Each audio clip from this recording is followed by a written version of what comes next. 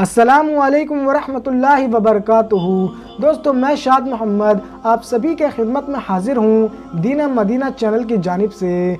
दोस्तों, आज आप सभी के लिए एक हिंदू लड़की का एक बड़ा ही अजीब व गरीब वाक़या लेकर आया हूँ। वो हिंदू लड़की जिस वक्त उसके शौहर को ये बात मालूम पड़ी कि उसने मज़हब इस्लाम को कबूल कर लिया है, तो उसके शौहर ने उसके साथ क्या किया, जब आप सुनेंगे तो आप हैरान और परेशान हो जाएंगे। इसीलिए वीडियो को ज़रूर आखिर तक देखिएगा।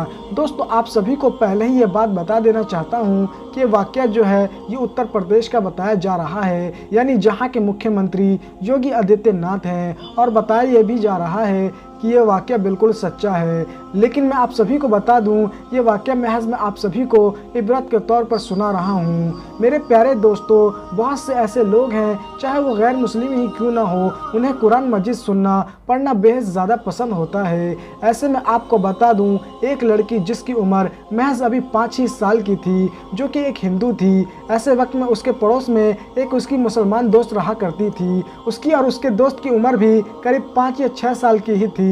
दोस्तों, वो दोनों आपस में काफ़ी ज़्यादा घुल मिलकर रहा करते थे, आपस में ही खेला कूदा करते थे। आपको बता दूं, मुसलमान लड़की जो थी वो अभी कुरान को पढ़ना सीख ही रही थी। ऐसे में जब भी वो मुसलमान लड़की कुरान को पढ़ना सीखती, तो ऐसे वक्त में वो जो हिंदू लड़की थी आकर उसके पास बैठ जाती, और वो भी साथ में ही कुरान मजीद को सीखने लगी। उसको भी कहीं ना कहीं कुरान मजीद को लेकर मोहब्बत पैदा हो गई थी। दोस्तों, वक्त गुजर रहा था, जिस तरह से मुसलमान लड़की जो थी वो कुरान पढ़ना सीख गई, उसी तरह से वो जो हिंदू लड़की थी वो भी कुरान मजीद को पढ़ना सीख गई, और बहुत सारी ऐसी आयतें भी सीख गई, यानी जिसे पढ़कर दम किया जाता है। ये तमाम चीज़ें वो सीख चुकी थी। अब उसके दिल के अंदर इस्लाम को लेकर पूरी तरीके से मोहब्बत जाग चुकी थी, और वो कहने लगी थी कि मुझे भी इस्लाम ही कबूल करना है। और फिर दोस्तों, 9 साल की उम्र में आखिरकार उस लड़की ने मज़हब इस्लाम को कबूल कर लिया। दोस्तों, आपको बता दूं, वक्त गुजरता रहा और आखिरकार वो वक्त आ ही गया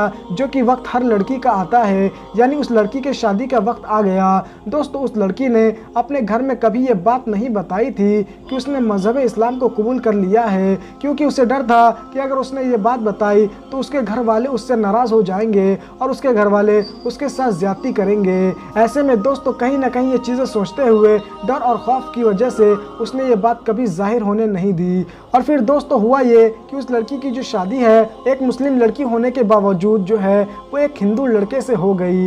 दोस्तों, वो अपने शौहर को भी कभी ये बात नहीं बता सकती थी कि मैं मुसलमान हो चुकी हूँ, क्योंकि उसे कहीं ना कहीं बहुत ज़्यादा डर बना हुआ था कि मेरा शौहर मुझसे नाराज़ हो जाएगा और वो मुझे छोड़ के चला जाएगा। ऐसे में जब शौहर घर से बाहर जाता तो वो कुरान मजीद को निकालती और कुरान मजीद की तिलावत करती, क्योंकि उसे रोज़ाना कुरान मजीद को पढ़ना बहुत ज़्यादा पसंद था, और साथ ही साथ वो अल्लाह की हम्द व सना को बयां करती, नमाज की अदायगी भी किया करती थी। दोस्तों, आपको बता दूं, वक्त गुजरने लगा।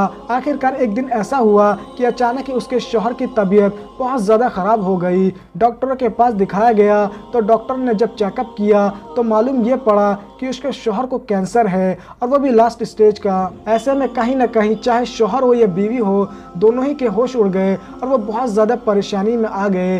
वो बहुत ही बड़े सदमे में आ गए कि आखिर क्या किया जाए। डॉक्टर ने भी हाथ खड़े कर दिए और कहा कि अब हम इन्हें नहीं बचा सकते। ऐसे में दोस्तों, आप सभी को बता दूं, वो दोनों मियाँ बीवी बड़े ही मायूसी के साथ दोनों घर लौट कर आ गए। लेकिन अचानक ही वो जो हिंदू लड़की थी जो कि अब मुसलमान हो चुकी थी, उसके दिल में ये बात आई कि मुझे दम करना सिखाया गया था कि अगर सूरह रहमान को पढ़ के पानी के ऊपर दम किया जाए और ऐसे वक्त में वो पानी अगर किसी को पिलाया जाए तो वो सेहतयाब हो जाता है। उस लड़की को अल्लाह की ज़ात पर अब पूरा यकीन हो चुका था, इसीलिए उसने ये फैसला किया कि मैं अपने शौहर को ठीक करके मानूंगी। और फिर उसने यही चीज़ की, यानी वो अपने शौहर के लिए सूरह रहमान का पानी के ऊपर दम करती और अपने शौहर को पिला देती। और ऐसे में उसने अपने शौहर से ये बात कही थी कि डॉक्टर ने तो आपका इलाज करने से मना कर दिया है, लेकिन मैं आपका इलाज करूंगी, और ऐसे वक्त में आप मुझसे नहीं पूछेंगे कि मैं आपके लिए क्या इलाज कर रही हूँ, और बदले में मेरी एक शर्त है कि मैं चाहती हूँ कि जिस वक्त मेरा यह अमल पूरा बुरा हो जाए,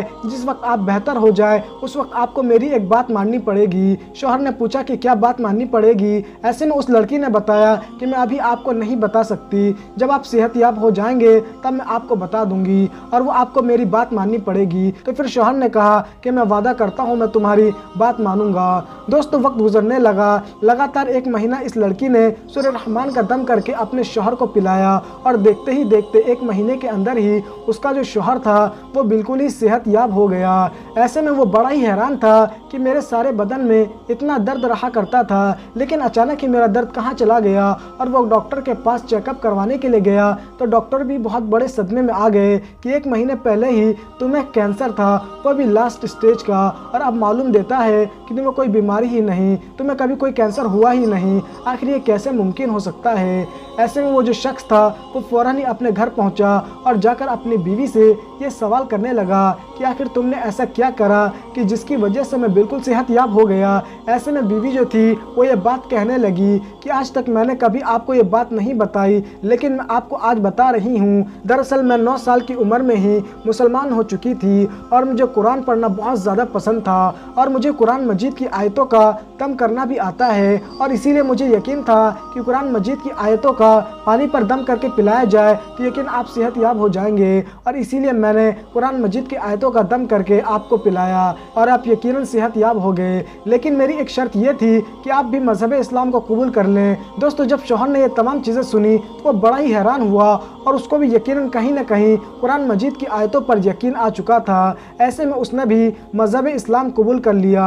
दोस्तों बताया जाता है कि ये वाक़या सच्चा है, लेकिन मैं पहले ही आप सभी को बता चुका हूँ कि मैं इस वाक़े की तस्दीक नहीं कर रहा। ये वाक़या मैं आप सभी को महज इबरत के तौर पर सुना रहा हूँ। दोस्तों आपकी इस वीडियो को लेकर क्या राय है, आप अपनी राय हमें कमेंट करके ज़रूर बताइएगा, और अगर आपको ये वीडियो पसंद आई है तो वीडियो को लाइक करके ज़्यादा से ज़्यादा शेयर कीजिएगा। तो दोस्तों मैं फिर मुलाकात करूँगा आप सभी से एक नई वीडियो में। जब तक के लिए मैं इजाज़त चाहता हूँ। अल्लाह हाफ़िज़।